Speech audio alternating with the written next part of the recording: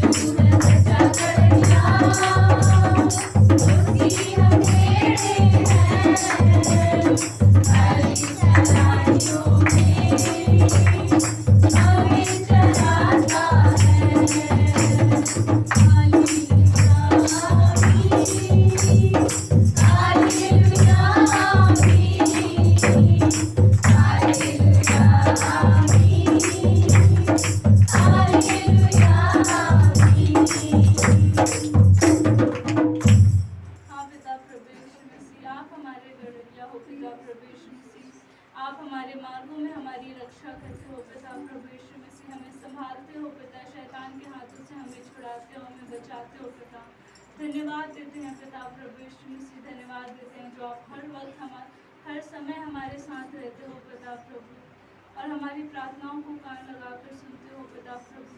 आज इस समय में पिता हम आपके पास आते हैं पिता प्रभु यीशु मसीह, आपकी स्तुति करते हैं, आपकी महिमा गाते हैं पिता प्रभु यीशु मसीह, और आपको धन्यवाद देते हैं, धन्यवाद देते हैं पिता। तेरे पास आता हूँ यीशु, तेरे पास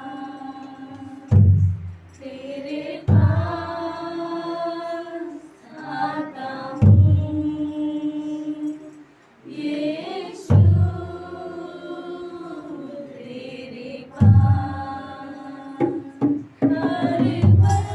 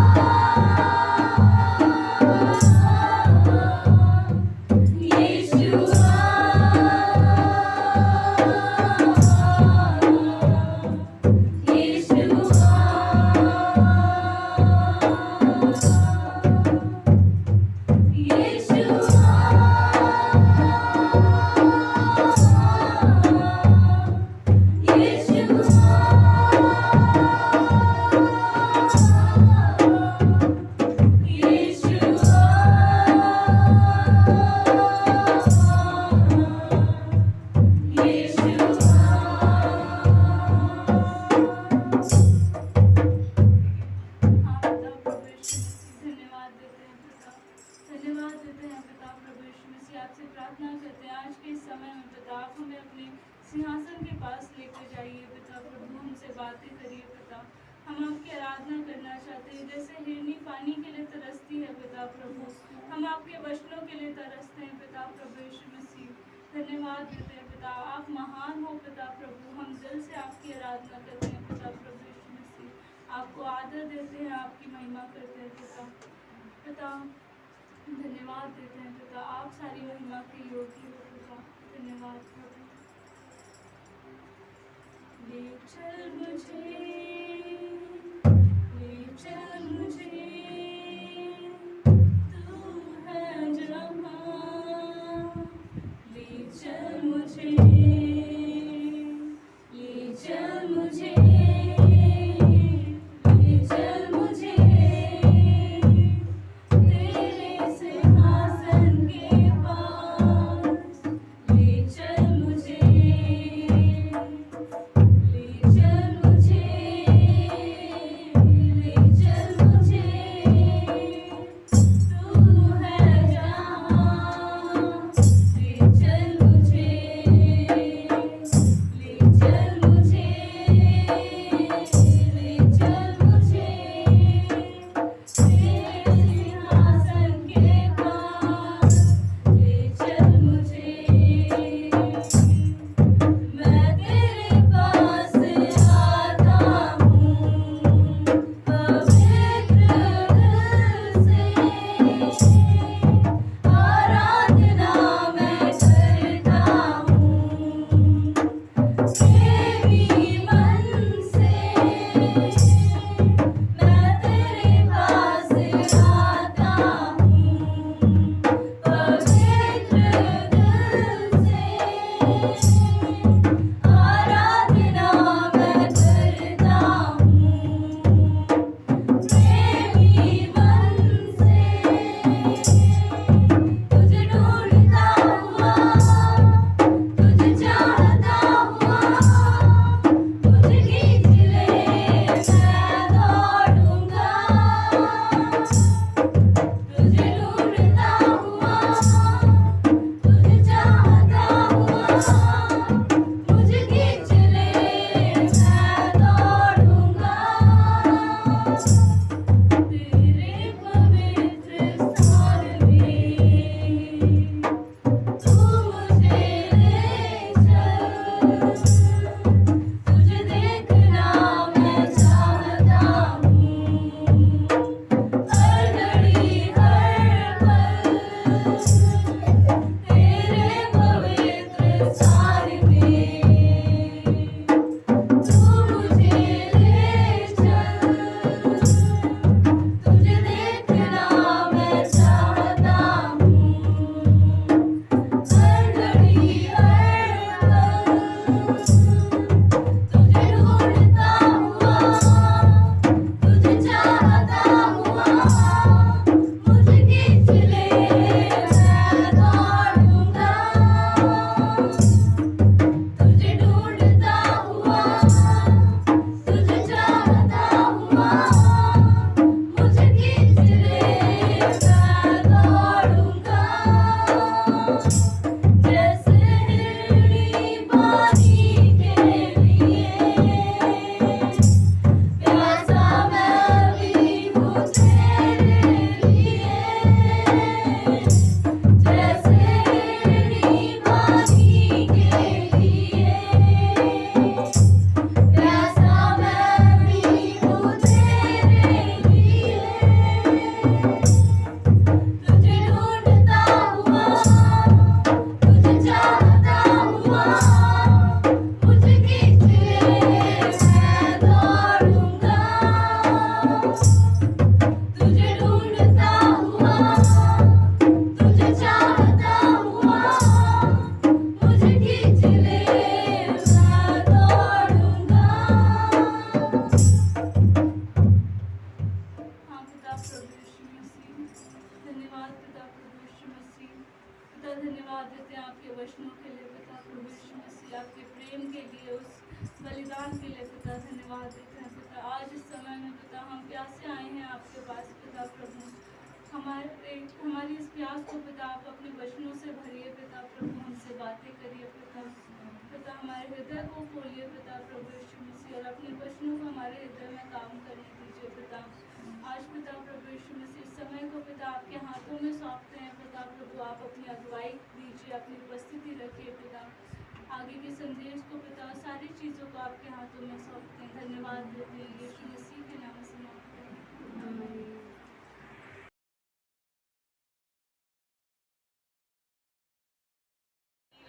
भी चलने वाला तेरा मेरा मसीहा, झीलों पे चलने वाला तेरा मेरा मसीहा, और ना फिसलने वाला, और ना फिसलने वाला तेरा मेरा मसीहा, झीलों पे चलने वाला तेरा मेरा मसीहा, झीलों पे चलने वाला तेरा मेरा मसीहा।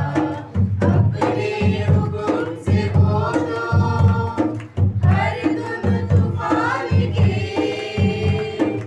अपने हुक्म से वो तो हर धुन तूफान के, रुख को बदलने वाला तेरा मेरा मसीहा, रुख को बदलने वाला तेरा मेरा मसीहा, और ना फिसलने वाला, और ना फिसलने वाला तेरा मेरा मसीहा, झीलों पे चलने वाला तेरा मेरा मसीहा, झीलों पे चलने वाला तेरा मेरा मसीहा।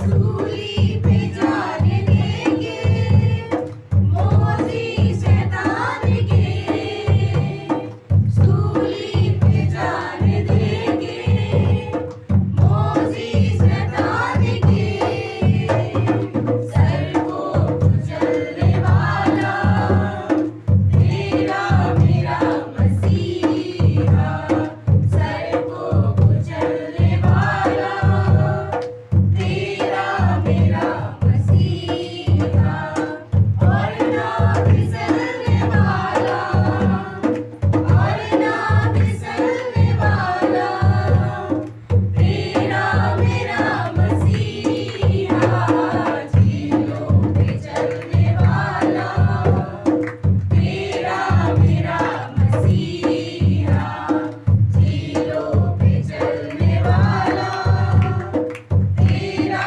मेरा मसीहा। ऊंचा कर किसी ना कब्र और मौत का, ऊंचा कर किसी ना कब्र और मौत का, जिंदा निकलने वाला तेरा मेरा मसीहा, जिंदा निकलने वाला तेरा मेरा मसीहा, और ना फिसलने वाला, और ना फिसलने वाला तेरा मेरा मसीहा, झीलों पे चलने वाला तेरा मेरा मसीहा, झीलों पे चलने वाला तेरा मेरा मसीहा। तो याकूब का 1 अध्याय 12 से 15, दूसरा पत्र दूसरा अध्याय वचन 9, समय साथ में पढ़े। लिखा है, धन्य वो मनुष्य जो परीक्षा में स्थिर रहता है, क्योंकि वो खरा निकलकर जीवन का मुकुट पाएगा, जिसकी प्रतिज्ञा प्रभु ने अपने प्रेम करने वालों से की है। परीक्षा में खरा निकलकर, धन्य है वो मनुष्य जो परीक्षा में खरा रहता है। इसका मीनिंग ये है कि परीक्षा तो आती है, हर एक के जीवन में भी आ सकती है, राइट।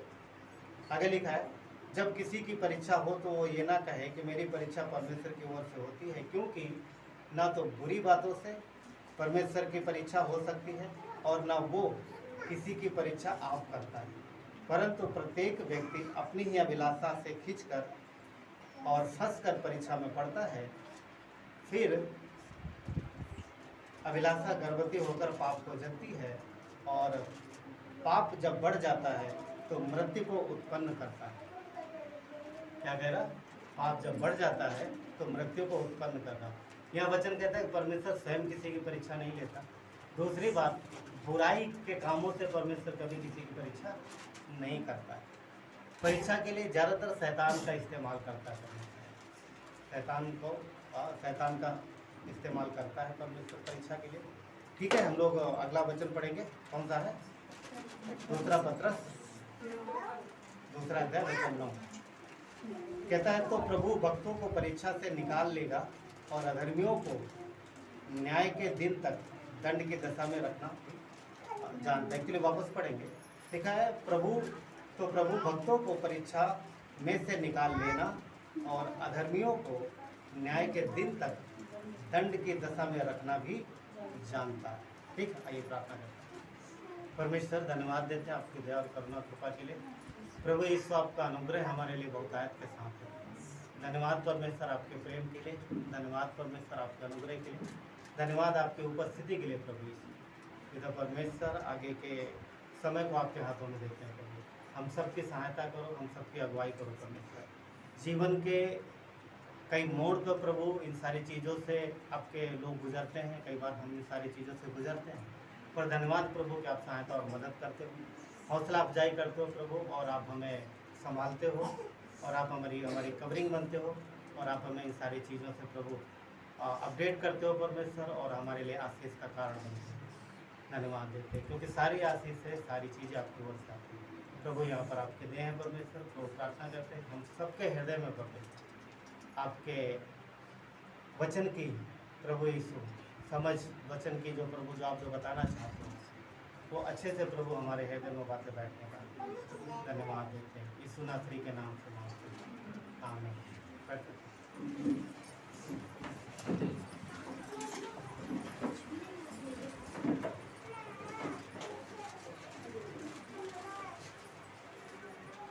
तो जिस विषय में बात करें वो है परीक्षा यानी प्रलोभन और उसमें से निकास। परीक्षा और निकास, जिस विषय में हम लोग बात कर रहे हैं। परीक्षा शब्द आते ही कई सारी बातें दिमाग में आती, कई सारी बातें दिमाग में आती, और परीक्षा किसी को अच्छी नहीं लगती, राइट? किसी को अच्छी नहीं लगती, परंतु परीक्षा जरूरी है और बिना परीक्षा के स्टूडेंट भी आगे की क्लास में नहीं जा पाते। तो विश्वासी होने के नाते जब हम विश्वास करते हैं तो कई बार हमारे विश्वास की परख होती है, कई बार हमारे विश्वास को परमेश्वर परखता है। और वो जैसा कि वचन कहता है कि परमेश्वर स्वयं किसी की परीक्षा नहीं लेता, और अधिकतर इसका उपयोग शैतान और दुष्ट आत्माओं के द्वारा किया जाता है। परमेश्वर इसका मतलब परीक्षा के लिए उनका इस्तेमाल करता है, क्योंकि परमेश्वर कभी भी कोई भी बुराई नहीं देता। बुराई परमेश्वर की ओर से है ही नहीं। अय्यूब के जीवन में भी जब परीक्षा हुई थी, याद है किसका इस्तेमाल हुआ था? शैतान का।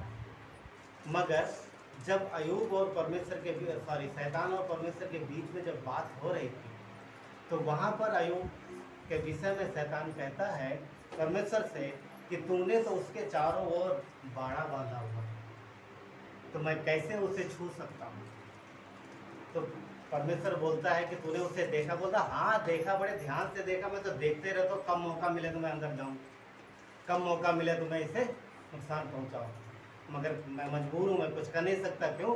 क्योंकि तूने सुरक्षा का बाड़ा बांधा है। पॉइंट ये है, परमेश्वर अपने लोगों के जीवन में सुरक्षा का बाड़ा बांधता है, यानी सुरक्षा बना के रखता है जब हम उसकी इच्छानुसार, जब हम उसकी आज्ञानुसार चलते हैं।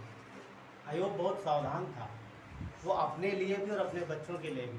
वचन कहता है कि उसने अपने बच्चों के लिए मतलब होम बलि और मेल बलि चढ़ाता था, ये सोच के कहीं इन्होंने पाप न किया। हाँ? तो अय्यूब जो है परमेश्वर की आज्ञा के विषय में बहुत ही सावधान था। तो शैतान जो है वहाँ पर जा नहीं पाया। क्यों? क्योंकि परमेश्वर ने सुरक्षा दी हुई है। तो ये एक अच्छी बात है। और परीक्षा में अक्सर लोग क्यों पढ़ते हैं उसका भी अय्यूब ने बोला है, याकूब ने एक्चुअली। याकूब क्या कहता है कि परमेश्वर किसी की आप परीक्षा नहीं लेता है। इंसान कई बार स्वयं की अभिलाषा में पढ़कर परीक्षा में फंसता है। और अभिलाषा क्या है हम सब जानते हैं। अभिलाषा पता है ना सबको। हाँ, लस्ट जिसको इंग्लिश में बोलते हैं, ये पाने की इच्छा, वो पाने की इच्छा, सुंदर कपड़े पहने, बहुत सारी चीज़ें हो सकती है, बहुत सारी चीज़ों का अभिलाषा है। और ये कहाँ से आती है? हमारे शरीर के अंदर से। और क्यों आती है ये? क्यों अभिलाषा आती है? क्योंकि हम पापी हैं, या ये कह सकते हैं कि पापी स्वभाव हमारे अंदर है।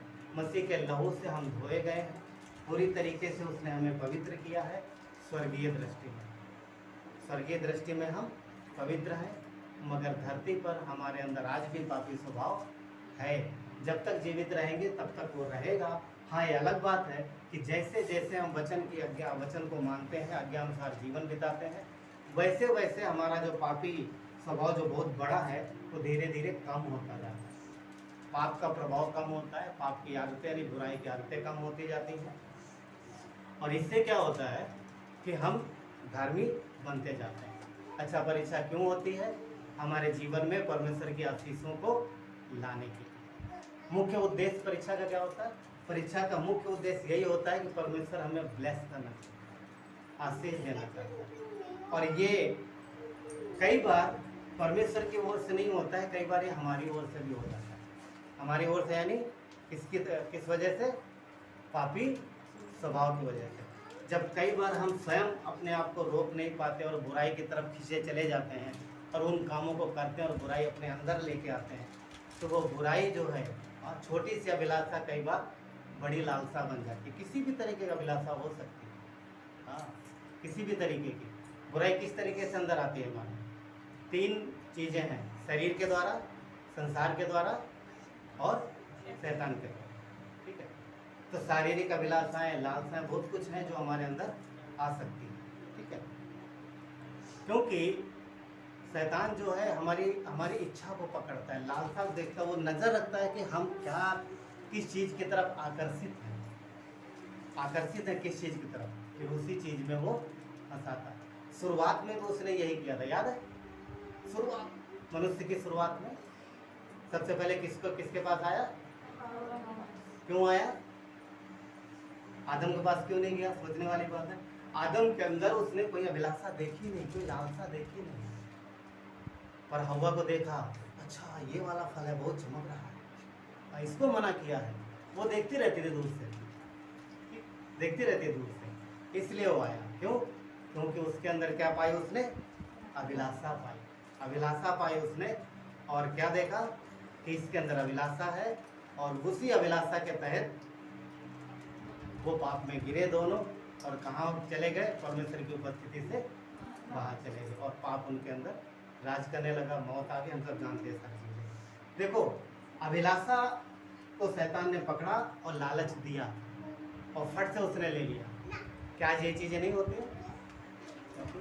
ये चीज़ें होती है हमारे साथ। कई बार हमें चुनाव करने का मौका मिलता है, ऐसे में हमारा चुनाव बहुत महत्वपूर्ण है कि हम क्या चुनते हैं। हम ये चुनते हैं या ये चुनते हैं, मतलब परमेश्वर की इच्छा चुनते हैं या स्वयं की अभिलाषा चुनते हैं। जैसा चुनाव करेंगे परिणाम वैसे ही होगा। अगर हव्वा ने मना कर दिया होता तो परिणाम कुछ और होता, और अगर उसने मना नहीं किया तो परिणाम ये है कि पूरी मानव जाति आज उससे प्रभावित है। कई बार हमारे चुनाव हमारे जीवन में, हमारे बच्चों के जीवन में भी असर डालते हैं, आने वाली पीढ़ी को भी प्रभावित करते हैं। तो इसलिए चुनाव बहुत ज़रूरी है। तो आदम और हव्वा फेल हुए, मगर पता है यीशु मसीह की सेवकाई के समय जब उसकी परीक्षा हो रही थी तो उसके पास भी चुनाव था कि नहीं था? वो इंसान था, वो पाप कर सकता था या नहीं कर सकता? पूरा इंसान, 100% इंसान था। उसे भी भूख लगी थी। देखो शैतान कितना होशियार, वही चीज़ें लेके आता है जो आपकी आवश्यकता है।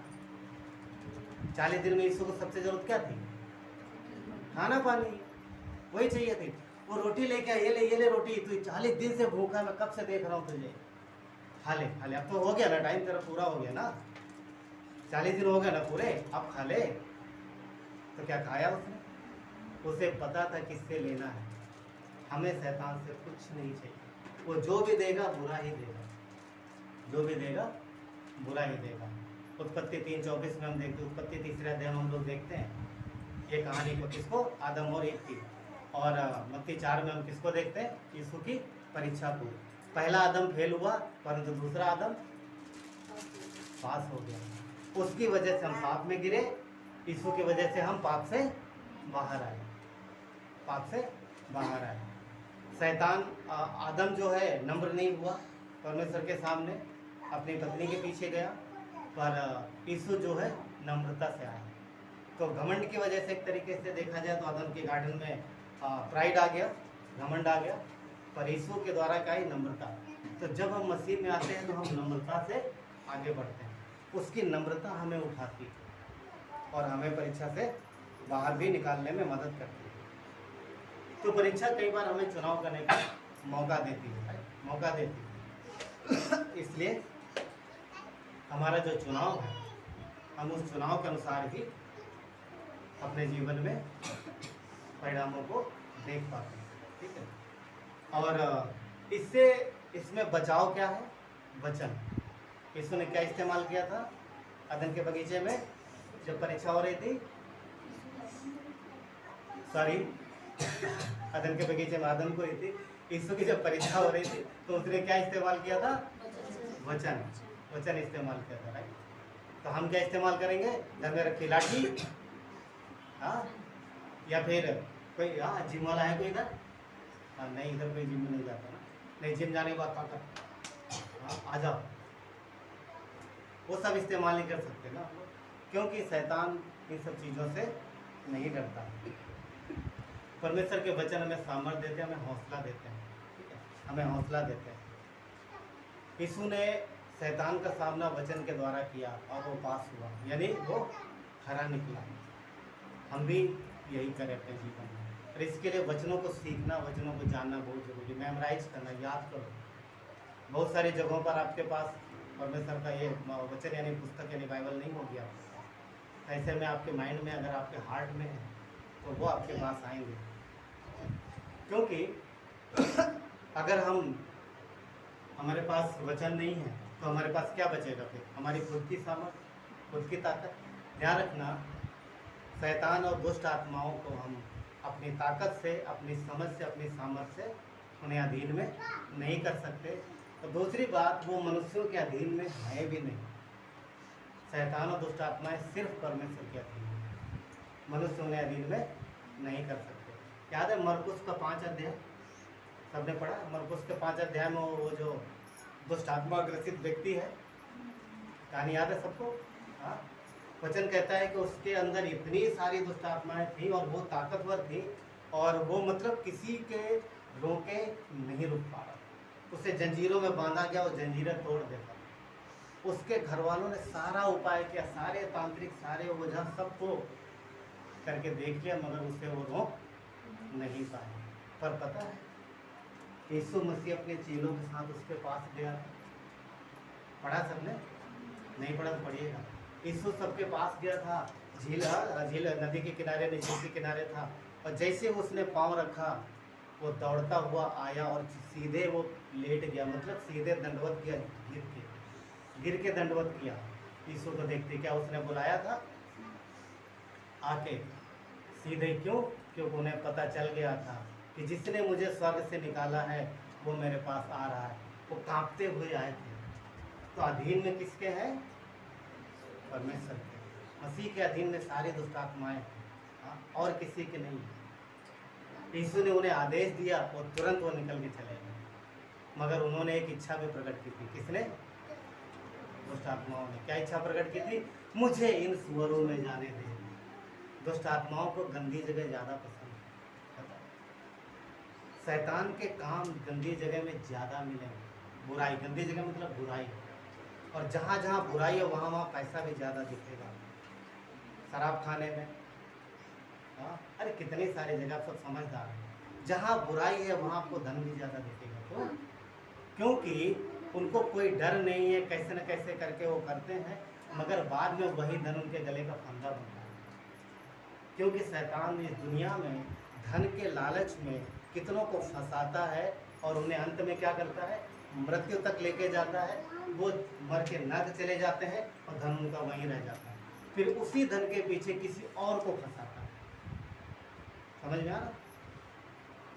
एक आदमी ने बहुत सारा धन कमा लिया, उसके चक्कर में वो मर गया, नर्क चला गया, प्रभु को नहीं देखा, और वो धन को पाने के लिए दूसरे उसके परिवार वाले रिश्तेदार उसके पीछे पड़े, वो भी घूमते रहे, वो भी मर गए और चले गए, धन अभी यहीं है। बचपन में हमने बहुत बार देखा है लोगों को जमीन के लिए लड़ते हुए, खेतों के लिए लड़ते हुए मैंने देखा है। वो लड़ाइयाँ होते हुए छोटी छोटी चीज़ के लिए लड़ते थे और लड़ते थे, मर रहे हैं। फिर दूसरी पीढ़ी आई, वो लड़ रहा है, वो भी ज़्यादा बहुत पुराना नहीं हूँ मैं आदम के जैसे, 4 5 8 10 पीढ़ी नहीं देखी मैंने, पर मैंने मतलब अपने बुजुर्गों को देखा, दादाजी वाली पीढ़ी, फिर पिताजी वाली पीढ़ी के कुछ लोग थे उनको देखा, और आज नई पीढ़ी को देखा। खेत कभी कभी जाता हूँ तो देखता हूँ खेत अभी भी वही है, वही है, उसी जगह है, और इन्हीं खेतों के लिए लोग लड़के मर के चले गए। कौन जीता? शैतान। क्यों? क्योंकि उन अभिलाषाओं के पीछे उनसे निकलने नहीं दिया बाहर, उन्हें समझने की समझ नहीं दी। इसका मतलब हम ये नहीं कह रहे कि चीज़ों को हासिल नहीं करना चाहिए, परंतु ध्यान से, क्योंकि हमारे पास जो चीज़ें हैं ये हमारे साथ नहीं जाने वाली, हम जाने वाले हैं। तो वो इंसानों के बस में नहीं है। किसके बस में है दोस्त अपना और शैतान? किसके बस में? परमेश्वर के, और परमेश्वर के वचन के भी बस में। प्रेतों के काम 19 अध्याय 13 से 16 में यदि आप पढ़ोगे तो एक कहानी है वहाँ पर। कहानी इस प्रकार है कि पौलुस जो है इफिसुस में, इफिसियों की कलीसिया है, इफिसुस में वो प्रचार करता है, तो उससे बहुत सारा चंगाई होती है। उसके लोग रुमाल छोड़ा टच करा देते हैं, छाया पड़ जाती, ठीक हो जाते हैं, चाहे जैसी बीमारी हो ठीक हो जाते हैं, और खूब सारी दुष्ट आत्माएं जिनको पौलुस बोलता है निकल जाती है। मगर निकलती कैसे है? यीशु के नाम से बाहर जा, यीशु के नाम से पौलुस दुष्ट आत्माएं निकालते हैं। तो जब पौलुस दुष्ट आत्माएं निकाल रहा था तो वहाँ पर बहुत सारे लोग देख रहे थे, और उनमें कुछ तांत्रिक भी थे। तांत्रिक थे, बोलते थे हमें तो बहुत ज़्यादा कोशिश करनी पड़ती है, बहुत इंतजाम करना पड़ता है, तब जाके दुष्ट आत्मा निकलती, कभी कभी नहीं निकलती, पर यीशु के नाम इतनी सामर्थ, ये बोलता है और निकल जाती। तो उन्होंने भी क्या किया, दिमाग लगाया, हम भी कॉपी मार सकते, ये फार्मूला हम भी इस्तेमाल कर सकते, राइट। और उसके बाद वो जाते शहर में, और वो लोग भी यही बोलते हैं, कई बार दोस्तों यीशु के नाम से निकल गए। और उसमें लिखा है कि बहुत सी दुष्ट आत्माएं निकल गई। क्या वो विश्वास करते थे यीशु पर? नहीं करते थे। पर उन्होंने पौलुस को देखा था, उन्होंने बोला ये फार्मूला है, कोई इसको हम ले लेते, चुरा लेते, मैथ का फार्मूला है ये, ठीक है, रिजल्ट तो बढ़िया आएगा। और उन्होंने किया और देखा, और रिजल्ट आ रहा है, रिजल्ट आ रहा, खुश हो गया, वाह यीशु के नाम में पावर है, खुश हो गया, ठीक है। मगर एक जगह फंस गए, एक दुष्ट आत्मा अड़ गई और सवाल करने लगी, तू कौन है? तो बोले यीशु के नाम से निकल। बोलता मैं यीशु को जानती हूँ, मैं यीशु को पहचानती हूँ, जानती हूँ अच्छे से, और मैं पौलुस को भी जानती हूँ। बोलो पता है क्या बोलते हैं? जिस यीशु का प्रचार पौलुस करता है, मैं उसके नाम से तुझे आदेश देता हूँ, मतलब उस नाम से मैं उस यीशु के नाम से आदेश देता हूँ, इसमें से निकल जाओ। तो दुष्ट आत्मा पता क्या बोलती है? मैं पौलुस को जानती हूँ और यीशु को भी पहचानती हूँ, तू कौन है? पहले तू बता, तू कौन है? मीनिंग ये है, वो हमारे फेद को देखती, फेद विश्वास को। कई सारी निकल गई जिन्होंने ज़्यादा नहीं ध्यान दिया, छोटे मोटे, अरे बाप रे आदेश दिया यीशु के नाम से निकल जाओ, निकल जाओ।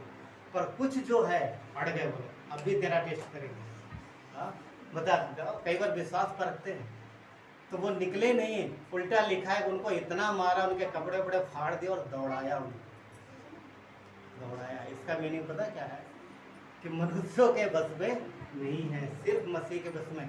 हाँ, इंसानों के द्वारा निकलती है, मगर वो जो विश्वास करते हैं और उन्हें जिन्हें ये अधिकार दिया गया है, सबके बस का काम नहीं है। पता, एनॉइंटिंग जिसको बोलते हैं, जिसको अभिषेक बोलते हैं, अभिषेक जब होता है तब परमेश्वर की अथॉरिटी आती है और तब दुष्ट आत्मा आदेश मानते हैं। पौलुस को किसने भेजा था? परमेश्वर ने भेजा, फिर कलीसिया ने उसके ऊपर हाथ रखे थे। आप पढ़ोगे तो मिलेगा आपको प्रेरितों काम में, कलीसिया ने मेरे प्रेरितों ने उनके ऊपर हाथ रख के प्रार्थना करके पौलुस और बरनबास को भेजा था। तो वो परमेश्वर की ओर से भेजे गए, इसलिए उन्हें उनके पास दिया गया अधिकार, एक सिद्धांत है दिया गया अधिकार, यानी डेडिकेटेड अथॉरिटी बोलते हैं, दिया गया अधिकार। तो दिया गया अधिकार हमारे आपके पास भी है, मगर हमें तभी मिलता है जब हम परमेश्वर की ओर से सेंड आउट किए जाते हैं, भेजे जाते हैं, तो तब जा कर के वो अधिकार मिलता है। और ये कलीसिया ऐसा करती है, कलीसिया भेजती है और फिर परमेश्वर का अधिकार उनके पास होता है। कोई भी जा कर के ऐसे नहीं कर सकता, नहीं तो फिर दुष्ट आत्माएं दौड़ाएंगे और भागता हुआ मैं भी आई डोंट नो, हो भी सकता है ना।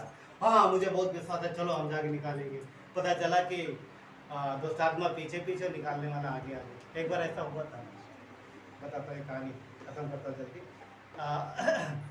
बाइबल स्कूल में एक अभी वो पास्टर हैं, पहले नहीं थे, नए मतलब वो गए थे और वो सीख रहे थे तो किसी के घर में गए थे ऐसे प्रार्थना करने मिलने, तो उसके घर में एक औरत को दुष्ट आत्मा थी और ये 2-3 लोग गए थे, नए लड़के थे, बस ऐसे सीख रहे थे और इन्होंने बोला मतलब कि चलो हम लोग प्रार्थना करते हैं।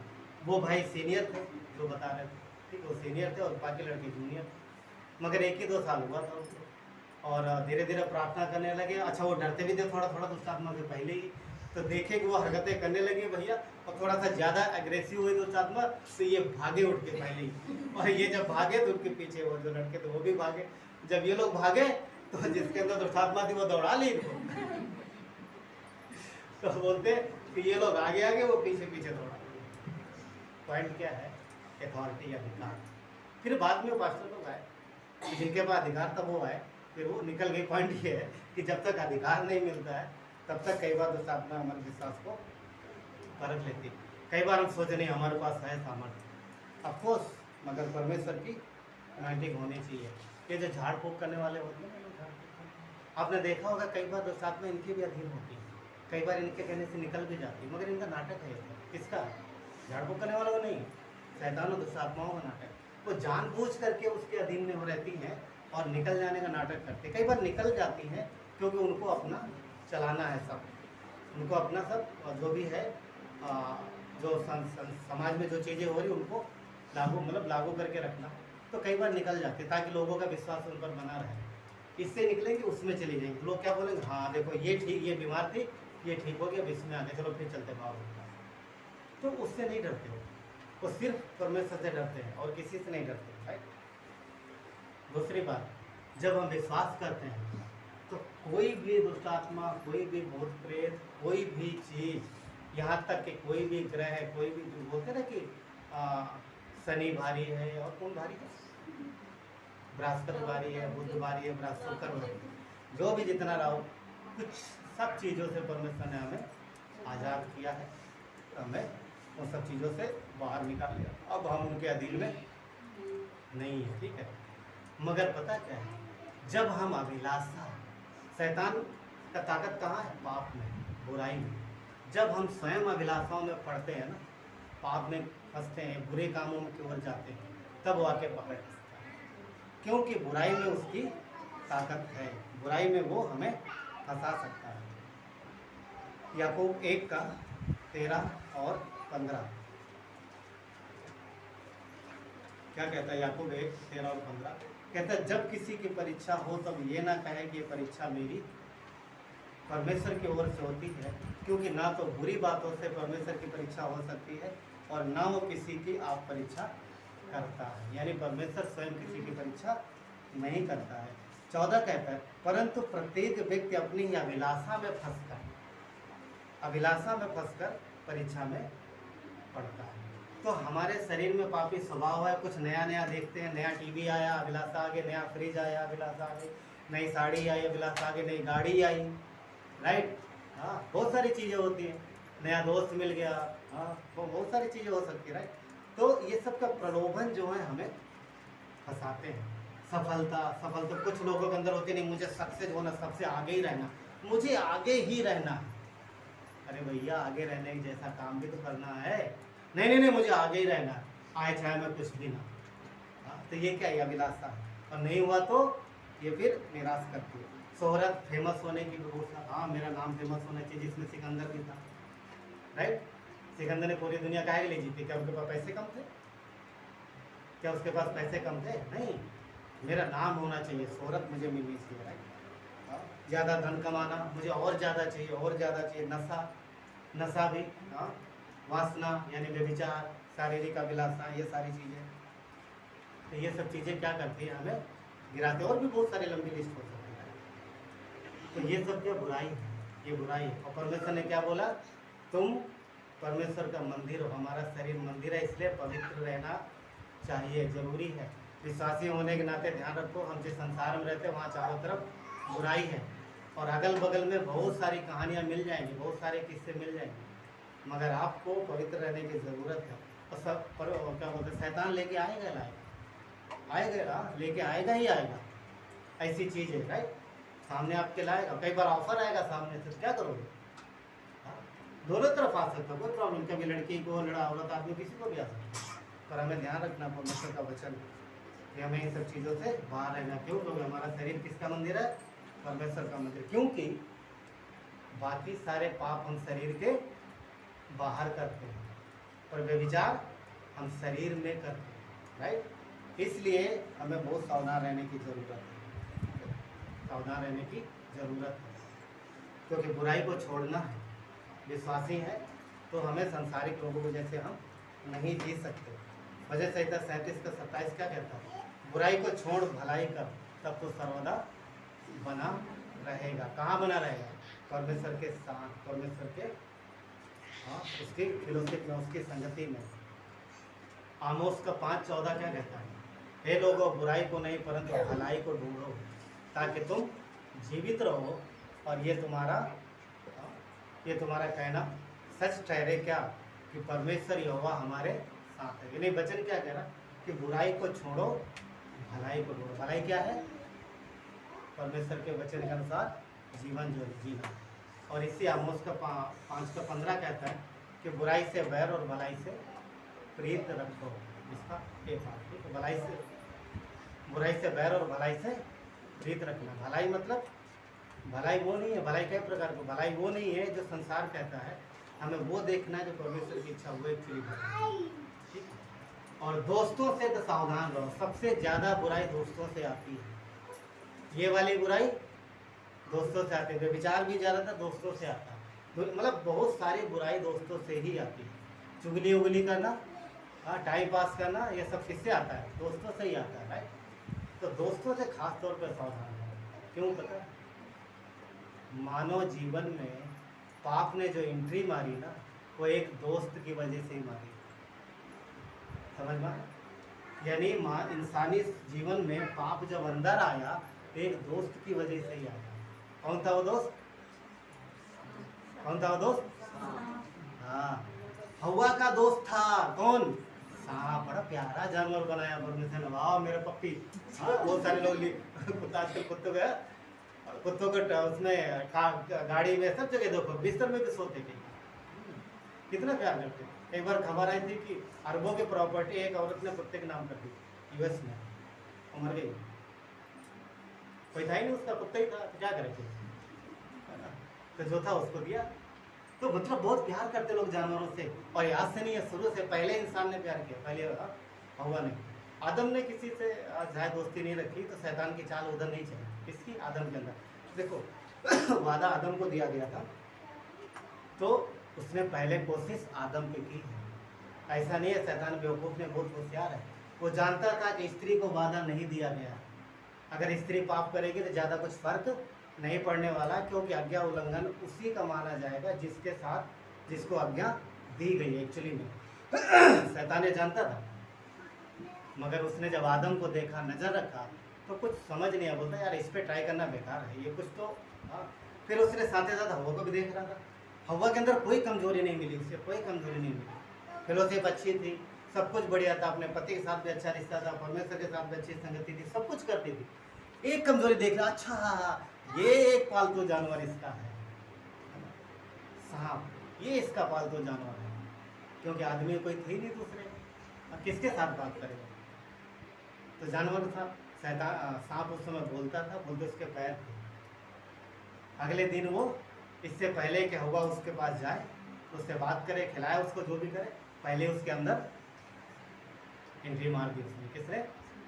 शैतान। इसका मतलब समझ रहे हैं? दुष्ट आत्माएं जानवरों के अंदर जा सकती हैं। सूरों के अंदर गई उधर, यीशु ने बोला मुझे सूरों के अंदर जाने दे। तो दुष्ट आत्माएं जानवरों के अंदर जा सकती हैं। कोई जानवर भी पीछे पड़ सकता है। रास्ता चलते हुए ध्यान रखना, डरना नहीं। सारे जोरे बाप रे ये मेरी तरफ आ रहा है, इसके अंदर दुष्ट आत्मा है क्या, ऐसे सिंग करके आ रहा, हमेशा नहीं। तो आज हमें भी सावधान रहना है, क्योंकि दोस्तों के द्वारा बुराई अंदर आ सकती है। क्योंकि पहला कुरिन्थियों 15:33 इसीलिए कहता है कि धोखा ना खाओ, अच्छी संगति बुरी संगति अच्छे चरित्र को बिगाड़ देती है, अच्छी संगति बुरे चरित्र के द्वारा बिगड़ जाती है। ठीक है, समझ रहे हैं बात? अगर संगति बुरी है तो आप उसके साथ संगति करते हो तो बच नहीं सकते। एक कहावत है, कोयले की दलाली में बिना पाँव काले हुए रह नहीं सकते आप। यानी कि बुरे की संगति करोगे तो बुरे रहोगे, और संगति बहुत बिगाड़ देती है। एक मेरा दोस्त है, दोस्त तो अब नहीं है, पहले था, क्योंकि जब मैं संसारिक था, शायद मैंने बताया होगा कि आपको एक गवाही बताता हूँ। हम लोग काम करते थे, तो वो नेपाल से आया था काम करने, और जब आया था तो ज़्यादा उम्र उसकी भी नहीं थी, मेरी भी नहीं थी। और कंपनी का माहौल तो आप जानते हैं कैसे होते हैं, नैना दिल्ली में सब लोग जानते हैं कंपनी में जितने काम करते हैं, क्योंकि हर तरीके के लोग होते हैं, कुछ ठीक होते हैं, कुछ बुरे होते हैं। तो वहाँ पर कुछ लोगों का ग्रुप था जो लगभग सप्ताह में एक बार तो बैठ के पीते थे वहीं पर, और वो वहाँ का चौकीदार था, तो सब उसकी देख रेख में होता था। तो उससे कई चीज़ें पूछनी पड़ती थी, तो लोगों ने, और वो मना करता था, तो लोगों ने उसको मस्का मारना शुरू किया। कुछ लोगों ने योजनाएं बनाई, यार इसको भी अपने साथ मिला लेते। तो ज़्यादा उम्र नहीं थी उसकी, धीरे धीरे उसको पहले ना करता था, नहीं मुझे नहीं पीना, नहीं पीना। फिर बाद में अरे बोला, थोड़ा प्रेशर डाला उन्होंने, थोड़ा सा दिया। और पहले दिन पता है क्या दिया? ढक्कन में नाप के ढक्कन, बोतल के ढक्कन, पेप्सी के ढक्कन, सबको पता है ना, शायद उससे कम ही होगी, ग्लास में डाला और पी लिया। तो रात भर उठा ही नहीं वो, मतलब उतने में तो उसको उतना नशा चढ़ा कि होश नहीं रहा उसको। हाँ, रात भर बेहोश रहा। ठीक, मगर संगति शुरू हो गई दोस्ती। कुछ साल बाद वही इंसान अकेले पूरी बोतल पी के कार चलाता था, बोलता था मुझे कोई फर्क नहीं पड़ता। समझ रहे? वो अलग बात है कि समय रहते उसने अपने आप को संभाल लिया और पीना कम कर दिया। पॉइंट ये है कि बुरी संगति अच्छे चरित्र को बिगाड़ देती है, पर अगर हम किसी बुराई में हैं तो परमेश्वर के वचन की हम सामर्थ्य हमें उस चीज़ से बाहर निकाल सकती है, वरना परिणाम बुरे ही होते। कुछ लोग निकल जाते हैं, कुछ लोग नहीं निकल पाते। दूसरा पत्रस का 2 अध्याय वचन 9 क्या कहता है कि प्रभु परीक्षा के साथ निकास भी देगा। अगर परमेश्वर के द्वारा परीक्षा आती है तो वो निकलने के लिए पहले ही उपाय कर लेता है, और साथ ही साथ वो हमें सामर्थ्य भी देता है। तो क्या कहता है? परीक्षा के साथ निकास भी देता है। तो परमेश्वर के अधीन में जब हम अपने आप को करते हैं तो वो संभाल लेता है। और दूसरा कुरिन्थियों 10:13 क्या कहता है? वो ये कहता है कि परमेश्वर पिता है और हमें सहने से बाहर परीक्षा नहीं देगा। हमें परीक्षा में सहने से बाहर जाने नहीं देगा। ऐसी परीक्षा नहीं करेगा कि हम सह ना पाए, सहने उसी हिसाब से देगा। पर जब परीक्षा आती है तब वो अच्छी नहीं लगती, आनंद नहीं देती। परीक्षा किसी को आनंद देती है? नहीं देती ना, तकलीफ ही लगती। परंतु जब हम परमेश्वर के अधीन में अपने आप को कर देते हैं और उसके कवरिंग में रहते हैं तो वचन कहता है कि अंत में परमेश्वर वहाँ से निकालता है और फिर वो हमारे जीवन में आनंद लेकर आता है। इब्रानियों का 12:11 इसके हिसाब से तो हमारे जीवन में आनंद लेके आता है। कहता है कि अंत में हमें बड़ा प्रतिफल देता है, बड़ा प्रतिफल मिलता है। जो भी परीक्षा आती है वो हमारे जीवन में हमें अपडेट करने के लिए आती है। यानी परीक्षा हमेशा परमेश्वर के आशीष को लेके आती है। यदि हम उस पर निर्भर रहे, यदि हम उसके अनुसार चलते रहे तो ठीक है। तभी जब अय्यूब के जीवन में परीक्षा आई थी, उसकी वाइफ ने भी उसे बोला, क्या बोला? परमेश्वर को कोस और मर जा। अरे अभी तेरा सब बिजनेस चौपट हो गया, अब तो कोस नहीं, तेरे बच्चे मर गए, अब तो कोस, कोई नहीं बचा, तेरे सारे सारी तेरे बेटे और बेटियां सब मर गई, अब कोई नहीं बचा, अब मैं ही बची, उसकी पत्नी बची। अब पढ़ो, वहाँ पे लिखा है उसने अपनी बीवी को डांटा, चुप रहे बोला। जब परमेश्वर हमें आशीष देता है तो क्या हमारे पास, क्या हमें जब वो दुख दे, मतलब क्या कहता है, क्या हमें दुख नहीं दे सकता? जब उसे आशीष देने का अधिकार है तो क्या हमें उससे दुख नहीं लेना चाहिए? उसने डांटा अपनी बीवी को। मगर अच्छी बात यह हमारे लिए कि अय्यूब खरा बना रहा। 23 में कहता, 23 अध्याय वचन 10 में कहता, जब परमेश्वर मुझे तालेगा तब मैं सोने के समान निकलूंगा। हाँ, परीक्षा उसकी बहुत बड़ी थी, मगर उसकी परीक्षा इकलौती है। पूरे पवित्र शास्त्र में दूसरा अय्यूब आपको कहीं नहीं मिलेगा, वो पहला और आखिरी है। वैसी परीक्षा किसी की नहीं हुई है। एक उदाहरण है हमारे और आपके लिए कि परमेश्वर, देखिए शैतान और परमेश्वर के बीच में बात हो रही थी, अय्यूब को कुछ नहीं पता। अय्यूब के जीवन में तकलीफें आनी थी, उधर फरिश्ते देख रहे थे, परमेश्वर देख रहा था, शैतान देख रहे थे, दुष्टात्मा देख रहे, सबकी नज़र लगी थी किस पर? अय्यूब पर, अय्यूब के निर्णय पर। अय्यूब जो निर्णय लेगा उसका असर स्वर्ग में होगा, समझ रहे? अय्यूब जो निर्णय लेगा उसका असर उसके जीवन में तो होगा, पर स्वर्ग में भी होगा। क्यों?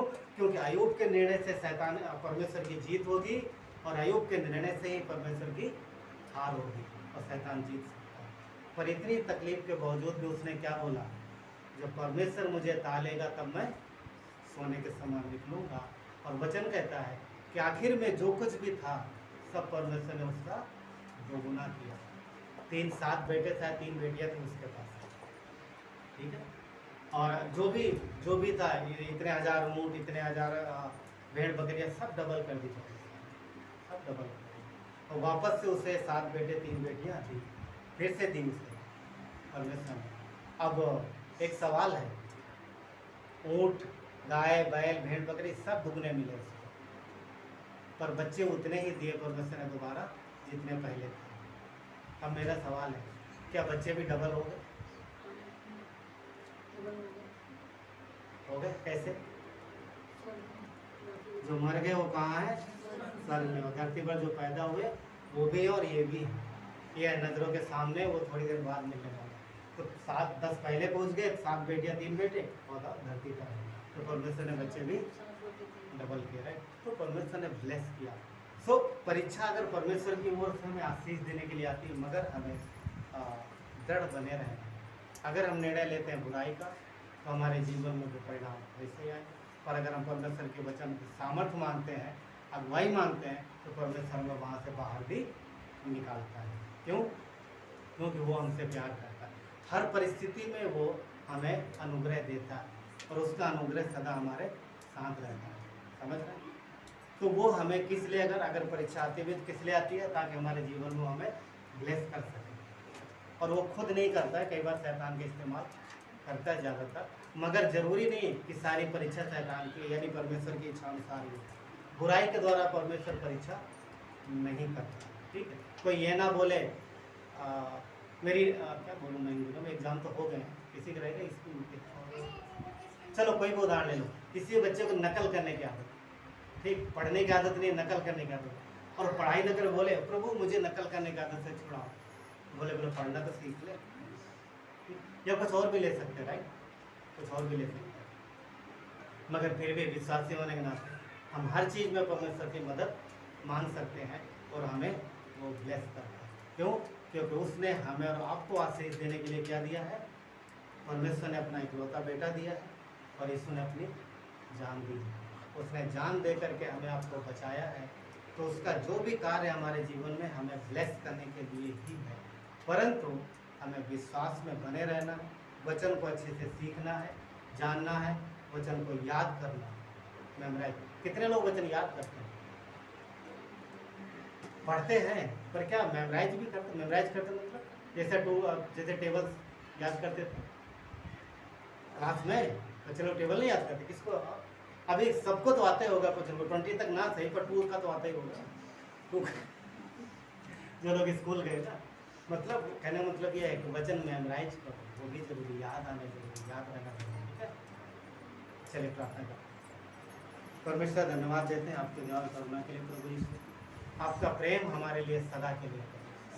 धन्यवाद प्रभु कि आप हमें कभी छोड़ते नहीं, आपको वचन कहता है ना तुझे कभी छोड़ूंगा ना कभी मैं त्यागूंगा प्रभु। परीक्षा में आप हमारे साथ रहते हो हमेशा से। धन्यवाद परमेश्वर, यहाँ पर आपके लोग हैं प्रभु, कई बार कई सारी तकलीफों से गुजरते हैं हम, तो धन्यवाद कि आप हमारे साथ रहते हो। आपकी महिमा हो प्रभु यीशु परमेश्वर, बुराई से हमें दूर रखने में परमेश्वर हमारे साथ आ गए। हर एक व्यक्ति परमेश्वर प्रभु जो आपका है परमेश्वर, आप उससे प्रेम करते हो और बुराई से दूर रहने के लिए प्रभु सहायता और मदद करो, क्योंकि आप आशीष देने के लिए प्रभु आपने हमें बुलाया है। इसी 1:3 कहता है कि हम आशीष के वारिस हैं, स्वर्गीय आशीष के वारिस हैं। धन्यवाद परमेश्वर प्रभु, इस आपकी महिमा। यहाँ कई सारे प्रभु आपके लोग हैं पिता परमेश्वर, हर एक के जीवन में प्रभु मांगते परमेश्वर कि आपके सामर्थ्य आने पाए, शैतान के कार्य नष्ट हो प्रभु, आपकी आशीषें हैं प्रभु, आपकी शांति है, आपका आनंद है प्रभु, और प्रभु आप अपने लोगों को ब्लेस करो।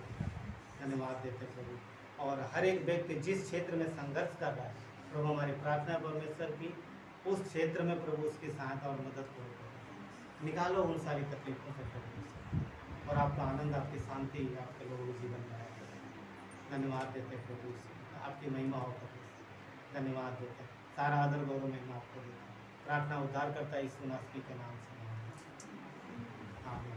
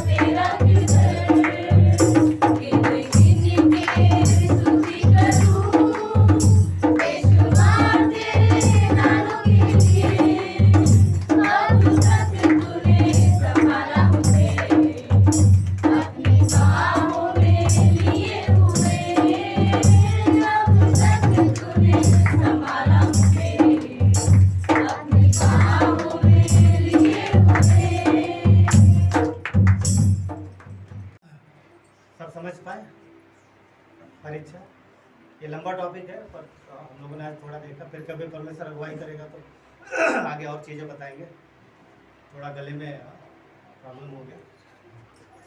तो परीक्षा देखिए, उद्देश्य से अगर परमेश्वर की ओर से परीक्षा हो रही तो उद्देश्य एक ही है कि वो हमें क्या करेगा, किसी ऊपर क्या करेगा, आशीष देगा। मगर उसमें बने रहना, यानी तो उसमें विश्वास योग्य बने रहने के लिए हमें विश्वास की ज़रूरत है, धीरज की ज़रूरत है। तीमुथियुस में वचन कहता है, क्या कहता है कि परमेश्वर हमें भय की नहीं परंतु प्रेम, परंतु सामर्थ, प्रेम और संयम की आत्मा देता है। सामर्थ, प्रेम और संयम की आत्मा देता है। तो अगर इन चीज़ों से गुजर रहे हैं तो डरने की जरूरत नहीं है, क्योंकि परमेश्वर सर्वशक्तिमान है, वो सिंहासन पर है, सारे अधिकार उसके हाथ में है। अगर अपने आप को उसके हाथ में देते हैं तो वो फिर ले जाएगा, राइट? वो हमें निकाल लेगा उन सारी चीज़ों से। तो आनंद के साथ चीज़ों से गुजरना है और विश्वास परखा जाता है। कई तरीके का हो सकता है, किसी का अलग, किसी का अलग, किसी का अलग, सबका अलग अलग हो सकता है। जीवन में सबकी अलग अलग चीज़ें आ सकती हैं, मगर हमें खरे बने रहना है। कई बार आपको बाहर निकालने के लिए, यानी संगति से बाहर करने के लिए भी परीक्षा हो सकती है, शैतान आता है और कईयों को लेके चला जाता है। और हमें बने रहना है जीवन के अंत तक। वचन ने क्या बोला था? जो जीवन के अंत तक, जो अंत तक धीरज धरेगा उसी का उद्धार होगा। एक्चुअली सल्वेशन की बात नहीं कर रहा, दूसरी बात। तो आइए हम लोग प्रार्थना करते हैं, हमें विश्वास से। और दूसरी बात, एक चीज़ और, वचन के द्वारा ही हम उस पर हावी हो सकते हैं। शैतान गरजने वाले सिंह के समान है, परंतु परमेश्वर का वचन उसे चुप करा देता है। परमेश्वर का वचन, अपनी ताकत से उसे हम उस पर हम काबू नहीं पा सकते, परमेश्वर के वचन के द्वारा। आइए प्रार्थना करते हैं। फिर परमेश्वर धन्यवाद देते हैं आपके कर्म और दया के लिए। प्रभु यीशु धन्यवाद पिता कि आप अपने बच्चों के साथ हो परमेश्वर, और हर समय प्रभु आप हमारी सहायता मदद करते हैं। आपका अनुग्रह हमारे लिए बहुतायत के साथ है। हम पापी परमेश्वर प्रभु थे, आपने अपने लहू से हमें धोया है, परंतु आज भी हमारे अंदर पापी स्वभाव है, जिसके तहत कई सारी अभिलाषाएं लोगों के जीवन में होती है। तो धन्यवाद परमेश्वर कि आप उन्हें उन सारी चीज़ों से बाहर निकालने के अंदर सामर्थ्य है। पिता प्रार्थना करते हैं कि आपके लोग हैं पिता, आपके लोगों को ब्लेस करो प्रभु। अगर किसी जीवन में कोई परीक्षा चल रही, मसीह यीशु आपके नाम से मांगते परमेश्वर, आप सहायता और मदद करो, क्योंकि वचन कहता है जब परीक्षा आती है आप निकास भी देते हो प्रभु। हमारी प्रार्थना परमेश्वर, कई तरीके से लोगों का विश्वास परखा जाता है प्रभु, परंतु आप सहायता मदद करते हो। धन्यवाद देते हैं, जब हम ता लिए जाएंगे तो सोने के समान निकलेंगे परमेश्वर। प्रभु यीशु, ये हमारे लिए बड़ा आनंद और बड़ी आशा है।